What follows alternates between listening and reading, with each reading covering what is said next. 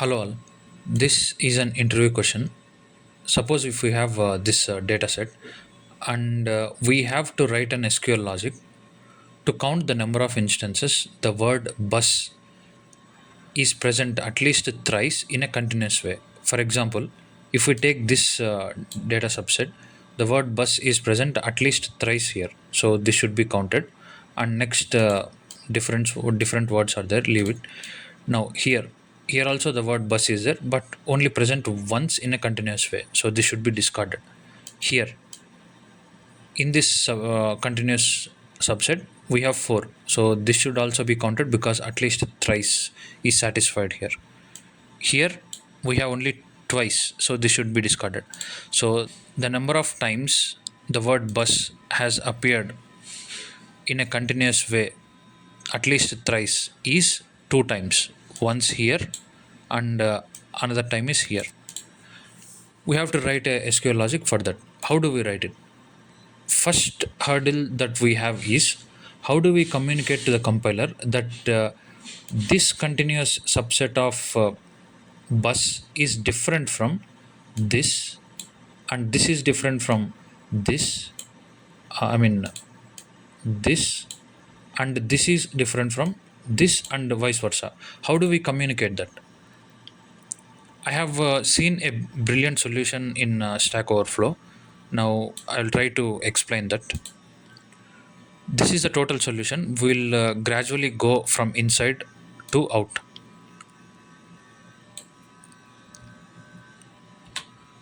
First of all, yeah, we have discussed the initial hurdle, right? How do we communicate the difference in sets?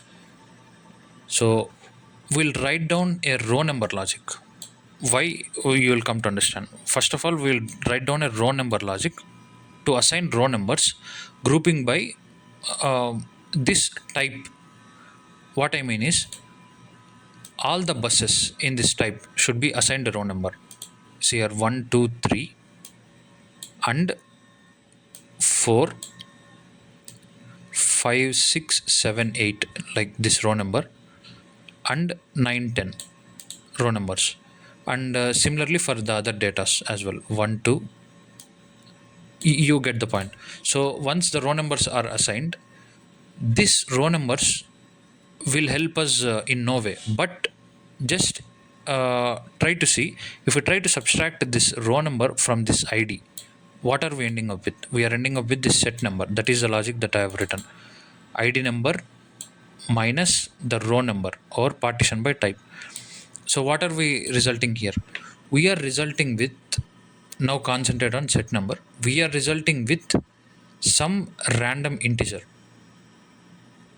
If we observe here and observe here, some random integer,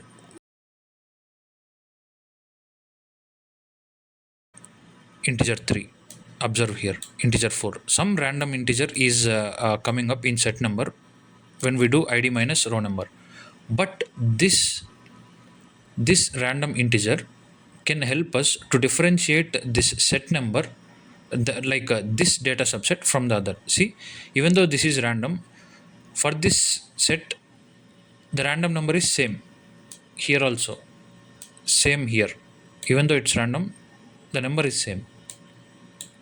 Number 4 here also random number, but the number is same for that particular subset that we want. Through this, using this column, we can somehow communicate to compiler that okay, what is the sets that we have to consider in this type for the data bus. What are the continuous subsets, I mean. Now we understood how our first hurdle is solved. Now we'll try to see the above logic.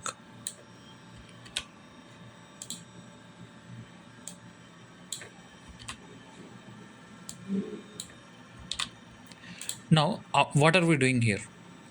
We are trying to, once we got this set number, we'll just try to count the number of set numbers are there, partition by type and set number, so that we can find out how many continuous data of this bus is present in a continuous way. For example, see here,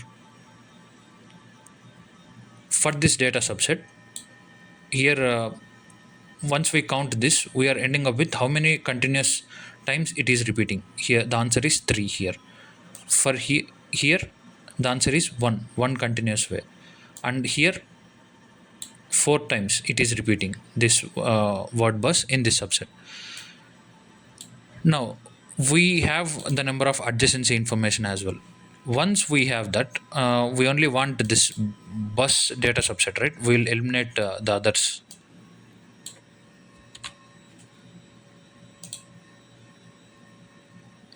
Yeah, now we have eliminated the others. Now once we have this, we'll see what is the outer logic.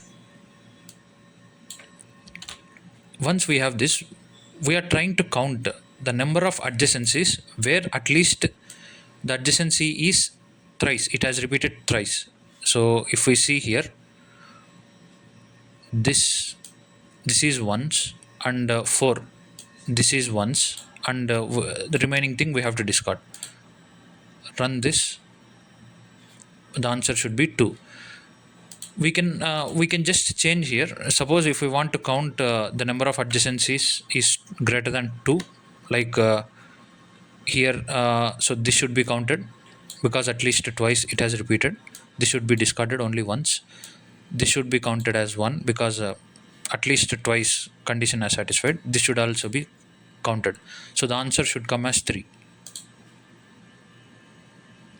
Yeah, 3. Not only for the word bus, we can use this word for others as well. Let's see for car. What are we asking here? Count the number of instances where the word car has repeated at least twice in a continuous way. We should get 1. We are getting 1. Yeah, that's all for this video. Thank you.